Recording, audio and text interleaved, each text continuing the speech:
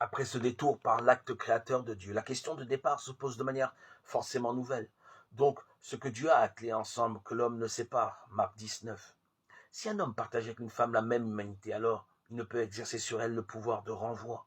Inversement, si une femme est avec un homme une unique chair d'humanité, alors elle non plus ne peut exercer sur lui le pouvoir de renvoi. Qui renvoie sa femme et se marie avec un autre, il est adultère envers elle. Et si elle renvoie son mari et se marie avec un autre, elle est adultère envers lui.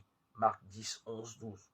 On fait souvent remarquer que cette originalité de l'évangile de Marc vient de ce qu'il était destiné à un milieu culturel où le droit romain autorisait également la répudiation d'un homme par une femme. Pour éclairante que soit cette remarque, elle ne rend pas compte de la dynamique que Jésus attache au chemin à faire derrière lui. Dans l'évangile de Matthieu, Jésus clôt ainsi le débat. Qui renvoie sa femme, sauf en cas de concubinage, et se marie avec une autre, il est adultère. Marc 19, 9. Matthieu 19, 9.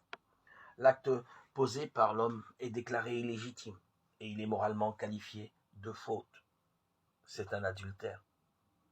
Dans l'évangile de Marc, en revanche, Jésus jette en avant de notre humanité sexuée la nouveauté d'une fraternité qui attelle ensemble l'homme et la femme.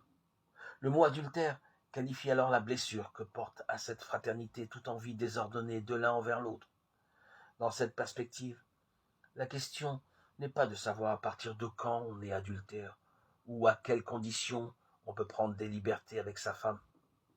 Il convient de se demander si on est adultère envers quelqu'un